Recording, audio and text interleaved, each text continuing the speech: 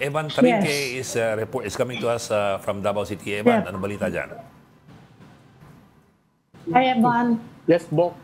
Andito kami Yun. actually sa loob ng compound nga ng KOJC. No? Kanina, alas 12, pinayagan na yung ilang membro ng media na makapasok sa loob nitong compound. Kaya ngayon medyo nag-iikot-ikot kami kung ano yung pwede namin makita dito sa loob. Pero, Evan, aling compound yan? Kasi dalawa yan eh. May compound ng KOJC kung saan nandun yung Jose Maria College at yung SMNI at yung Kibuloy Ministries. Iba pa yun doon sa compound ng King Dome, yung malaking compound, yung mas malaking compound. Which one are you in? And are you allowed to go in? Are you allowed to go around, or you have to be escorted? Yes, Bok. Nandito kami doon sa may compound kung nasaan nga matatagpuan itong JMC College, Jose Maria College. No? Actually, kung pwede kong i-ikot yung aking camera. Sige. Yes, Bok. Ikot lang natin yung camera. Ito. Medyo nandito na tayo sa medyo looban. No? Pakita lang natin. Andun yung JMC.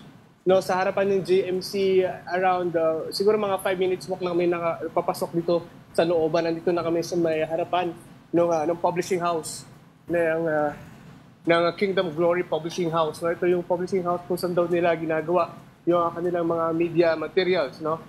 So, Bok, tuloy-tuloy kami nag-iikot dito ngayon, and yung kabila, hindi kami makapasok doon kanina dun sa may Kingdom dahil meron nga may mga ilang miyembro pa rin na naghumaharang sa ating mga kapatid na media practitioner na makapasok doon sa loob. So, Evan, hindi nyo kasama yung mga pulis dyan. Wala akong nakikitang pulis. Media lang yung pinapasok. Yes, tama ka dyan. Actually, media pinapasok, pero yung pulis kasi nasa loob na rin eh. No? Actually, pag akit ko lang dito, papasok lang tayo dito, may makikita na kagad na pulis. May mga nakastasyon na mga pulis kagad. So yung mga pulis dito sa loob talagang kakalat, no? Pero hindi kami allowed mag-ikot na kami lang, no? Kailangan talaga merong kaming guide dito sa paglilibot namin dito sa loob. Ganda Evan, yung panghukay na machinery, nasa na sila? Ipinasok ba sila uli o nandun sila lahat sa labas pa rin?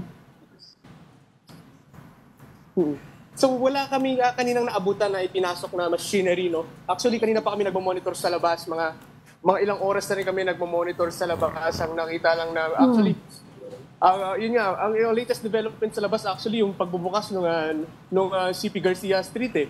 Yun talaga yung pinaka nakita namin dahil nga ilang araw nga itong nakasara, no, na-block ito for the past few days, no. Pero kanina tuluyan na itong binuksan nang pwede nang makadaan yung maraming motorista dito. Ang ganda ng lugar, Evan. Pwede ba kayo mag-HHH dyan? HHH. Holding hands. Holding hands. Actually maganda nga yung simoy ng hangin dito, nakaka-relax. At ito nga, yung kanilang may mga flowers din na nakaayos dito, no. So talagang pwede kang mag-HHH dito.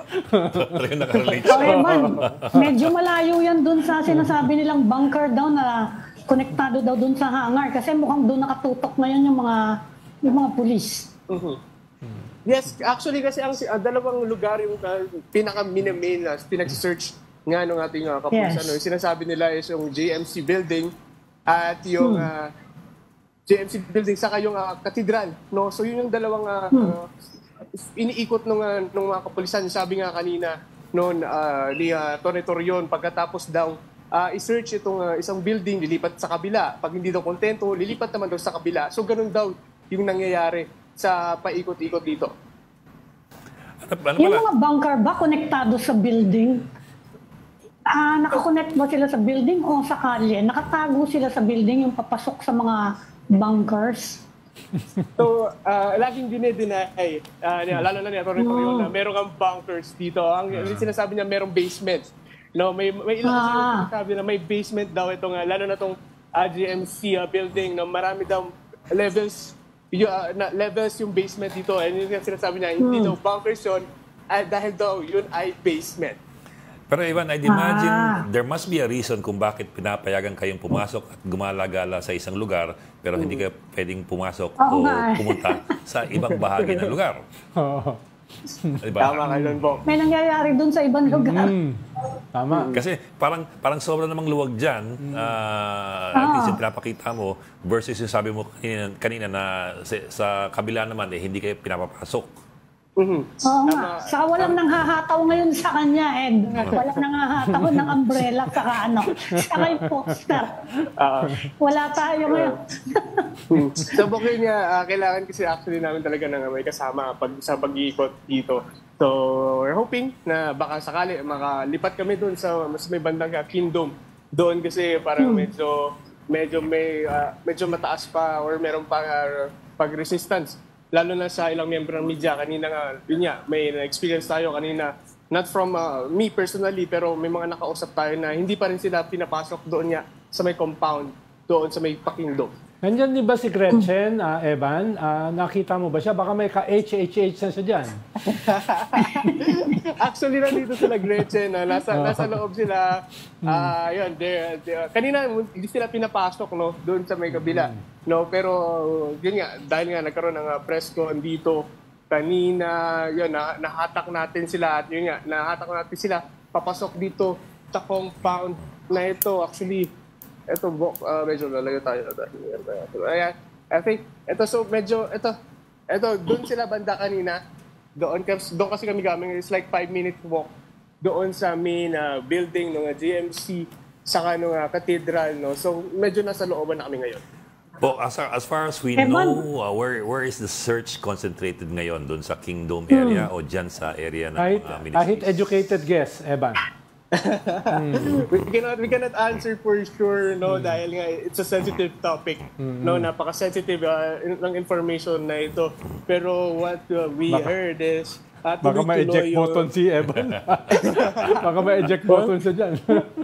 Pero what we heard is tuloy-tuloy daw yung operation ng ating PNP in searching for Pastor Apollo Kibuloy. Yan nga. Nagsabi na nga din kanina si DILG Secretary Ben-Hur Abalos na they are confident pa rin, no, na dito siya and hindi sila tutigil hanggat hindi daw nila nakikita ito nga si Pastor Apollo Kibuloy.